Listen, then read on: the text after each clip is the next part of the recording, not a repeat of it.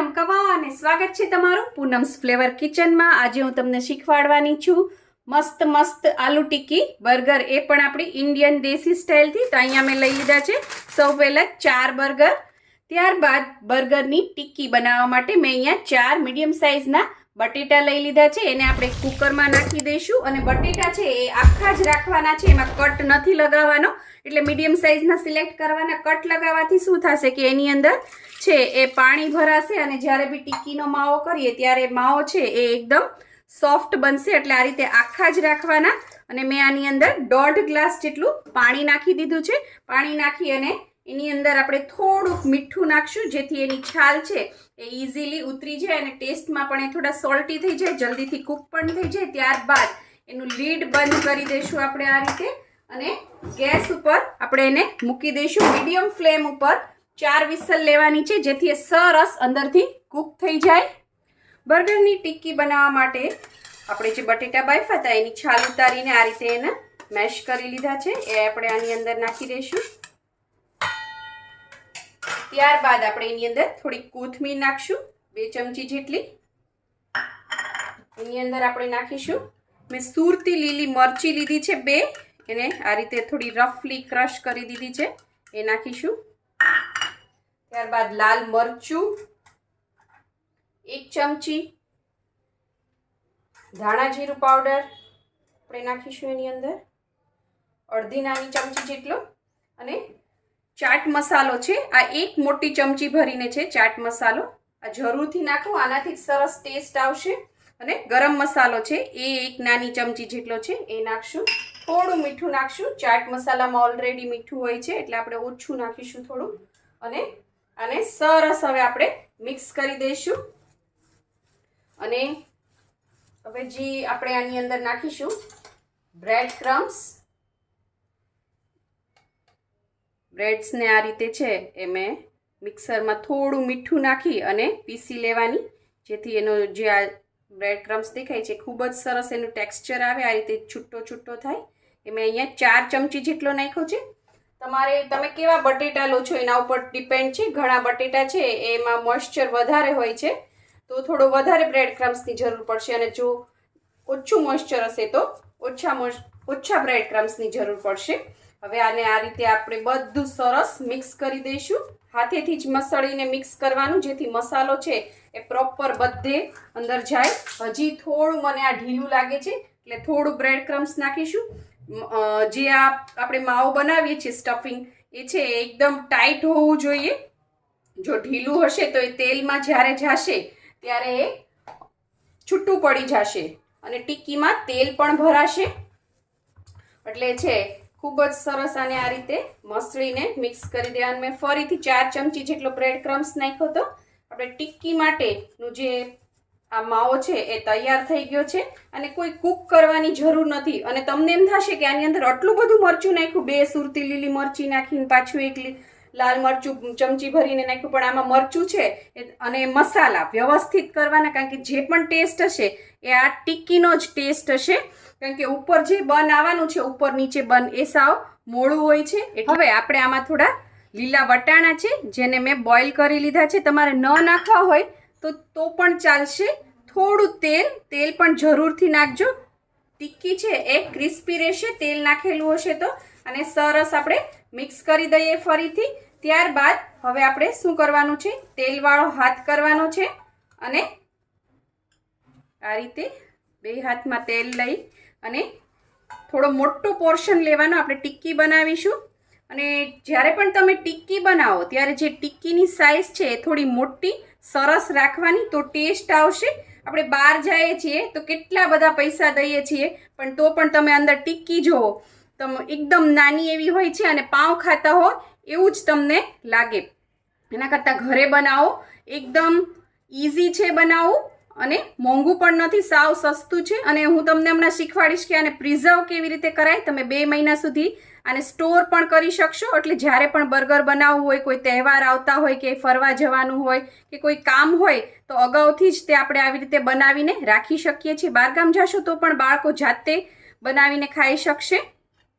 આ રીતે ટિક્કીની સાઇઝ છે થોડી આ રીતે જાડી અને મોટી રાખવાની. અને તમારું બર્ગરનું બન કેવડું છે એની સાઇઝ ઉપર આ ટિક્કીને માપી જોવાની. પહેલાં આમનામ ટિક્કી નહીં બનાવવા માંડવાની. જો બર્ગર છે એના કરતાં ટિક્કી મોટી થઈ જશે તો ટિક્કી બહાર નીકળશે. એટલે જેટલું આપણું બન હોય એનાથી નાની સાઇઝની, થોડીક નાની સાઇઝની ટિક્કી બનાવવાની, જેથી અંદર સરસ એ એડજસ્ટ થઈ જાય. હવે આ ટિક્કી બનાવ્યા બાદ આપણે જે અહીંયા મેં લીધો છે મેંદાનો લોટ છે, આ કોરો જ છે, એની અંદર આ રીતે તમારે એકવાર એને રોલ કરી દેવાની. સરસ બધે આ રીતે મેંદાનો લોટ છે એ કોટ થઈ જવો જોઈએ. આ સ્ટેપ જરૂરથી કરજો, આનાથી બધું એક્સ્ટ્રા મોઇશ્ચર હશે એબ્ઝોર્બ થઈ જશે અને ટિક્કી છે સરસ ક્રિસ્પી રહેશે.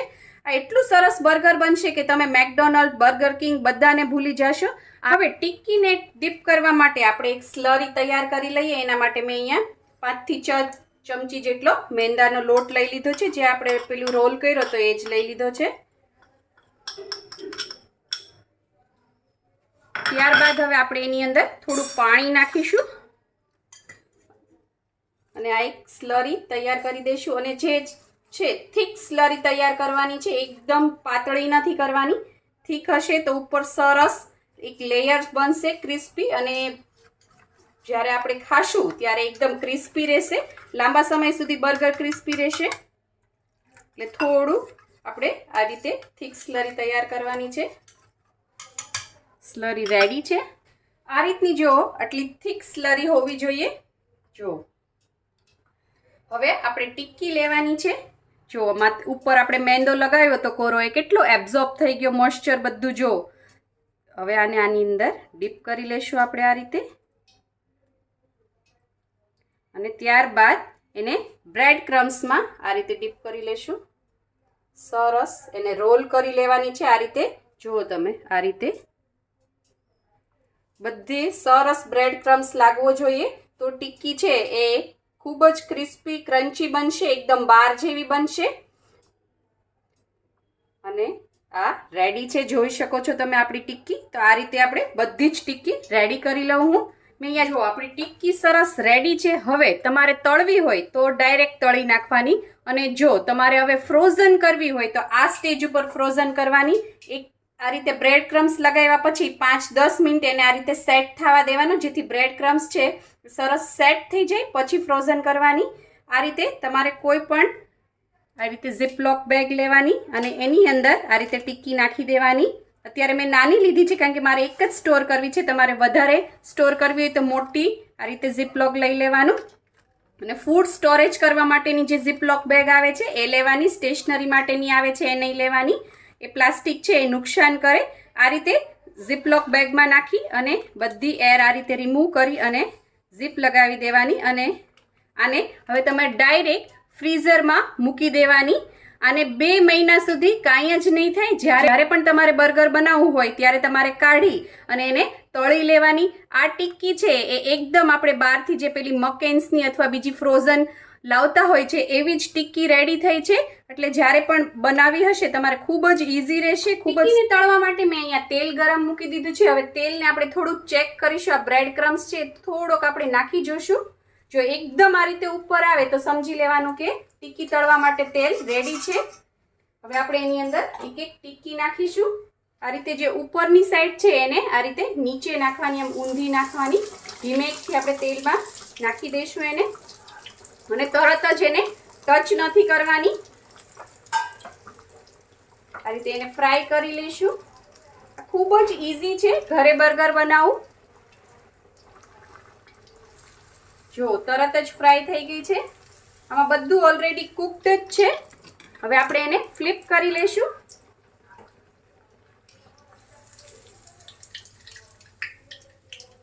જો તેલ એકદમ ગરમ નહીં હોય તો ટિક્કીમાં તેલ ભરાશે અને એકદમ સોગી થઈ જશે, ખાવાની મજા નહીં આવે. એટલે તેલ છે તમારે બહુ હાઈ ફ્લેમ લાગે તો થોડું સ્લો કરવાનું, પાછી હાઈ કરી દેવાની. એ રીતે કરીને તમારે તળવાની છે. જો આને સરસ તળી લઉં. આપણી સરસ તળાઈ ગઈ છે. જો આ રીતનો કલર આવવો જોઈએ. હવે આપણે એને કાઢી લઈએ ને એક્સ્ટ્રા તેલ છે એ આપણે કાઢી લઈએ. હું તમને અત્યારે જ દેખાડું કેટલી ક્રિસ્પી છે. જો તમને અવાજ સંભળાતો હશે. ખૂબ જ સરસ ટિક્કી તૈયાર થાય છે. આમાંથી તમારે આલુ ટિક્કી ચાટ બનાવી હોય તો પણ તમે બનાવી શકો આ ટિક્કીનો યુઝ કરીને. તો આ રીતે હું બધી જ ટિક્કી તળી લઉં. હવે આપણી ટિક્કી સરસ તળાઈ ગઈ છે. મેં તમને દેખાડ્યું હતું કે કેટલી સરસ ક્રિસ્પી છે. તમે જોવો, આવ્યો તમને અવાજ? કેટલી સરસ ક્રિસ્પી છે. નવરાત્રી દિવાળીમાં બિઝી રહેવાના હોઈએ ત્યારે આવી રીતે ફ્રોઝન કરીને રાખી દેશો તો ખૂબ જ સારું રહેશે. એઝ એ સ્ટાર્ટર પણ તમે આને સર્વ કરી શકો છો. મેં અહીંયા બર્ગર માટેનું બન આવે છે એક લઈ લીધું છે. એને વચ્ચેથી આ રીતે કટ કરી લીધું છે. ત્યારબાદ એક પેનમાં આ રીતે આપણે થોડું બટર નાખવાનું છે અને આને શેકી લેવાનું છે. આ રીતે કરવાથી ટેસ્ટ તો સરસ આવશે જ, પણ જો અહીંયા બટર લાગી જશે સરસ એટલે આ છે એ ક્રિસ્પી થઈ જશે.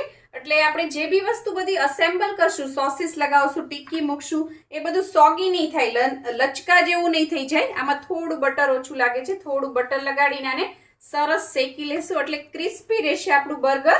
અંદરથી એકદમ પોચું પોચું નહીં થઈ જાય. સરસ શેકાઈ ગયું છે. જુઓ તમે કેવું સરસ ક્રિસ્પી થઈ ગયું છે. હવે આપણે આને કાઢી લેશું. હવે આ બનનો જે નીચેનો ભાગ છે એ લઈ લેવાનો છે અને આપણે બનને છે એક જ બાજુ, અંદરની બાજુ જ શેકવું છે, બહારની બાજુ શેકવાનું નથી. તો આ નીચેનો ભાગ લઈ લેવાનો છે. ત્યારબાદ આપણે એની ઉપર થોડો ટોમેટો સોસ કે કેચઅપ એપ્લાય કરી દઈશું અને એના ઉપર થોડું મેયોનીઝ લગાડી દઈશું. ત્યારબાદ હવે આપણે એની ઉપર કોબીજના પાન છે એ આ રીતે રાખી દઈશું. એકચ્યુઅલી લેટસના પાન હોય છે, પણ આ મેં કીધું એમાં આપણું આ ઇન્ડિયન બર્ગર છે એટલે કોબીજના પાન, કારણ કે લેટસ છે એ બધે મળતું નથી હોતું. એના ઉપર ટિક્કી મૂકવાની છે જેથી ટિક્કી છે એ નીચે સોગી ના થઈ જાય. એટલા માટે આપણે આ રાખવાનું છે અને ઈ બાને એટલા વેજીટેબલ્સ પણ પેટમાં જાય. ત્યારબાદ આપણે એની ઉપર રાખીશું આ રીતે ઓનિયન રિંગ્સ, 2 અથવા 1 આ રીતે ઉપર ટોમેટો અને એક આ રીતે ચીઝ સ્લાઇસ મળે છે બહાર, એ આપણે આની ઉપર મૂકી દેવાની છે આ રીતે. અને આ જે બર્ગરનો ઉપરનો ભાગ છે જે એને પણ આપણે ઉપર નથી શેકવું, નીચે જ અંદરની બાજુ જ શેકવું છે. એના ઉપર પણ આપણે થોડો ટોમેટો કેચઅપ, જેથી છે એકદમ ટેસ્ટી અને ટેમ્પટિંગ લાગે. આની સાથે તમારે કોઈ પણ બીજી વસ્તુની જરૂર ન પડે, કારણ કે બન અને ટિક્કી એ બધું અને આ બધા સોસીસ જ એટલા ટેસ્ટી છે. લંચ બોક્સમાં પણ તમારે આપી શકાય. બહુ જ સરસ છે. નવરાત્રિમાં અગાઉથી ટિક્કી બનાવીને રાખી દો તો તમારે બહુ સારું રહેશે.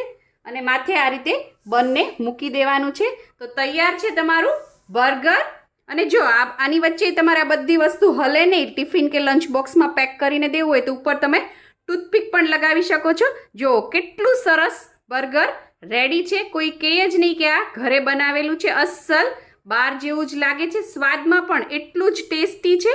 જો તમને મારી આ રેસીપી પસંદ આવી હોય તો લાઇક, શેર, કોમેન્ટ કરો. પ્લીઝ મારી ચેનલને સબસ્ક્રાઈબ કરો અને હા, બેલ આઇકન દબાવવાનું ના ભૂલશો, જેથી આવી જ સરસ મજાની વાનગીઓ તમારા સુધી પહોંચતી રહે. Thank you. આવજો.